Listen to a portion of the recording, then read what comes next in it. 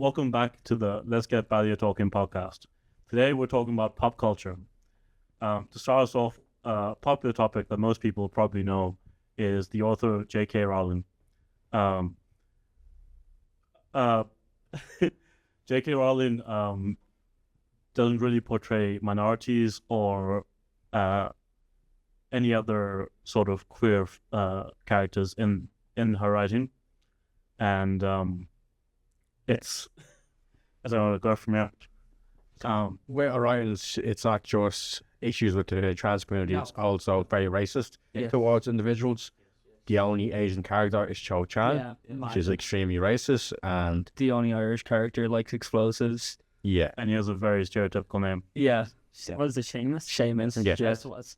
Yeah, Seamus Finnegan. That old peach. I do remember actually the Dolores Umbridge, the way she's written in the books is that like J.K. Rowling was like trying to slag her and saying like, oh, she has the hands of a man, like trying to say basically she's a trans woman. Yeah. Yes. Yeah. It's not obviously noticeable in the books. There are obviously some key factors, but it's mainly what they've said on Twitter and things they've done to counteract what people have said about characters. But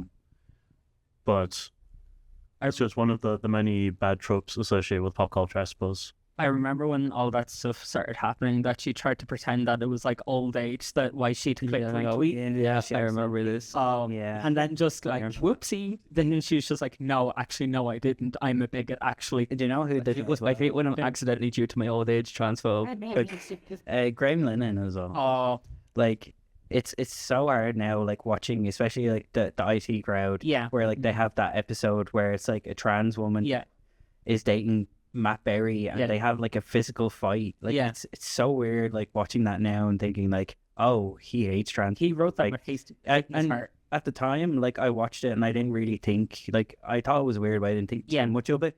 But like he's really going to portray like these people as like just they're men. They're not women, they're men. You know, it's funny, I always skip that episode and not for any. Yeah, now I do. I just got like a ick off it.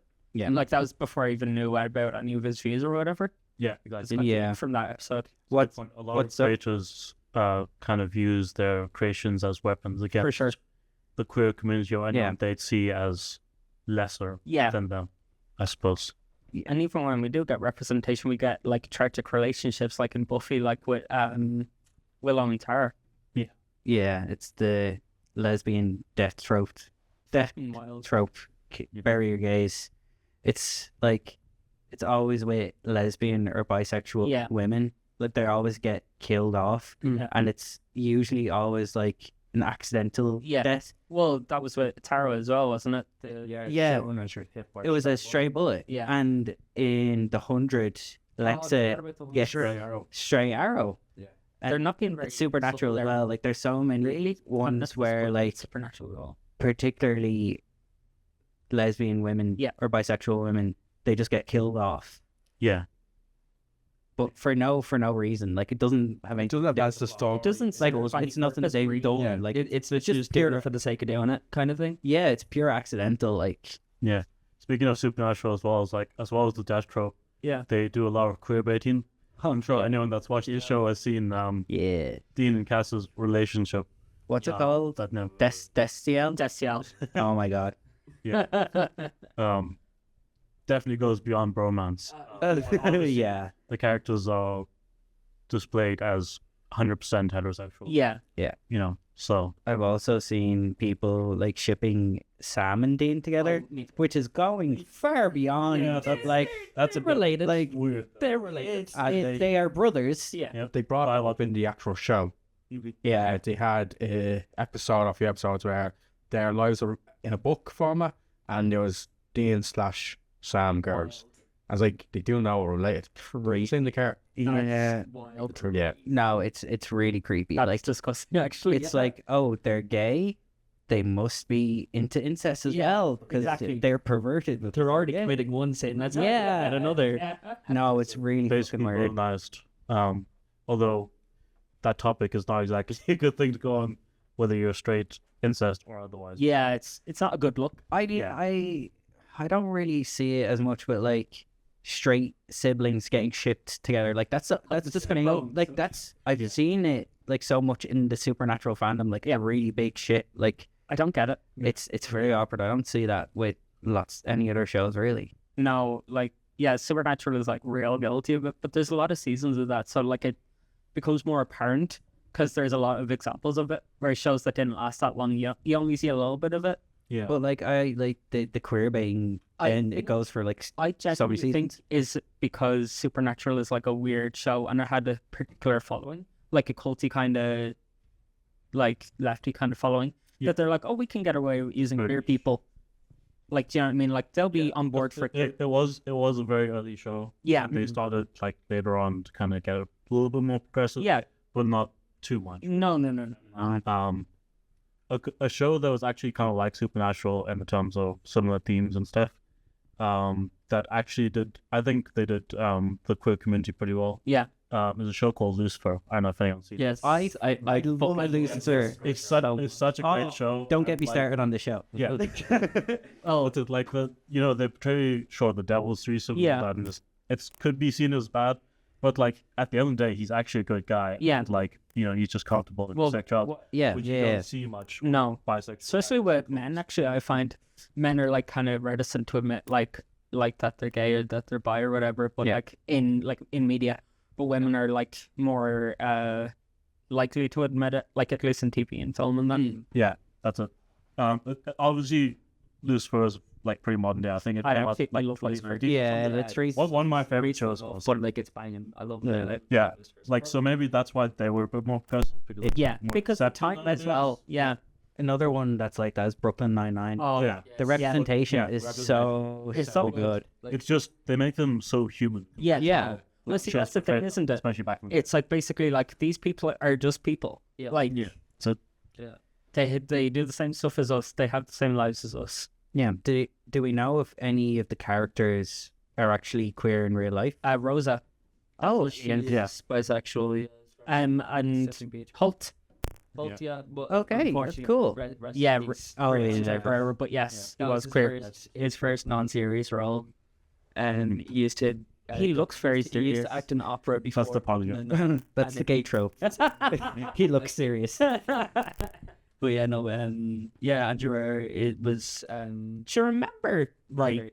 I don't remember if this is actually in the show or not, but in Glee, the coach for the cheer squad, Sue, was like very heavily lesbian coded. I don't remember if they addressed that in the show or not.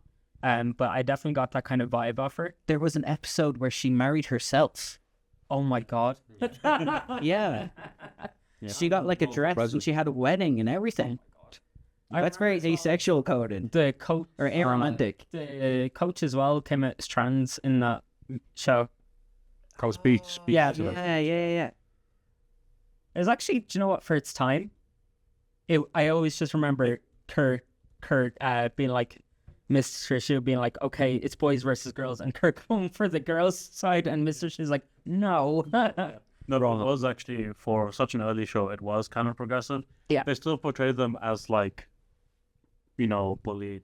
Yeah, of course. But that's how it was. That was how it was. And on top of that, like, it's actually a very common trope with the, like, even the alternative community or the theater community is like they're a smaller space, but they're usually more accepting of people. Use whatever they are. Yeah. I say usually because obviously it's not 100%. No, but you weren't right, like usually. Yeah.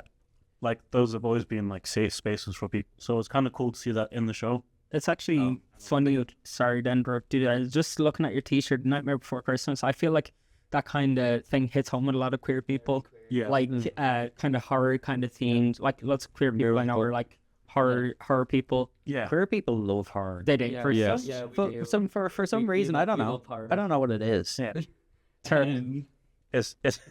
It's true. I myself am a very avid horror fan. I've watched many movies, series, invested and stuff like that. I always like the supernatural. And like it is a lot more common to see queer or like bisexual people in the alternative community in general. Yeah.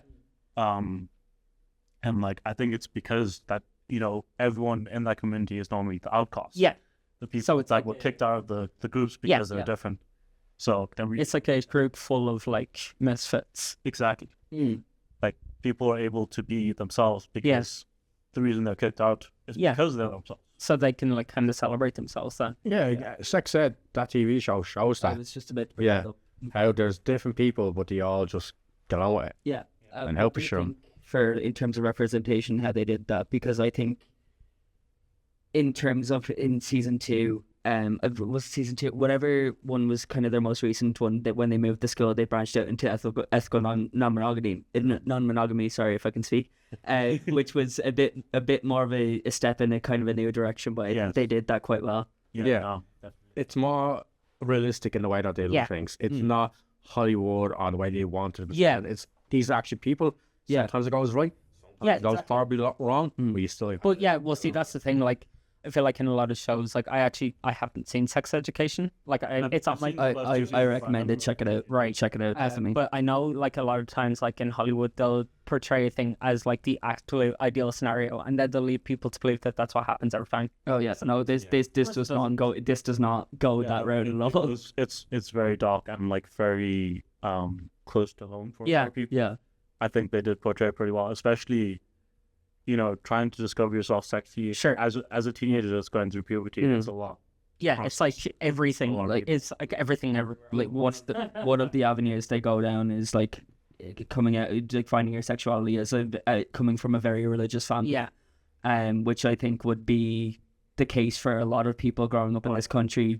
Ireland's a very Catholicism based kind of society, and I think that would kind of resonate with a lot of people, is finding your sexuality in that kind of environment and space, and also finding your sexuality when you come from like a more of like a kind of a rough background, so maybe like you didn't have the best upbringing, and then you discover your sexuality, and it's kind of, it goes down that kind of avenue of discovering yourself as well as like religious, but like more kind of conservative families as well.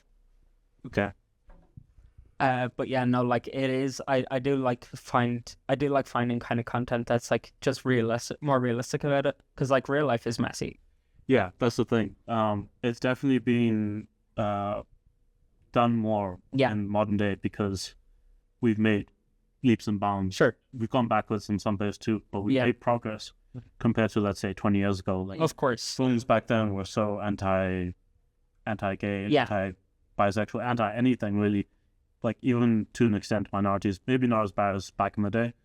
But yeah, it is getting better, but like... Yeah, and it's just very cool to see that produced in media, because it's only really a very recent thing that's become positive. Yeah. Like, probably in the last 10 years. Yeah. That's actually shown that it's okay to be Yeah. It's really nice actually seeing that, like, going from, like, being like, oh, I'm like scared, like, people won't accept me, to just being like, oh shit, like, there are people that, like, I can find... Yeah. Okay. Anyways, thanks for coming to the podcast today. Hope you guys enjoyed it. I couldn't read that.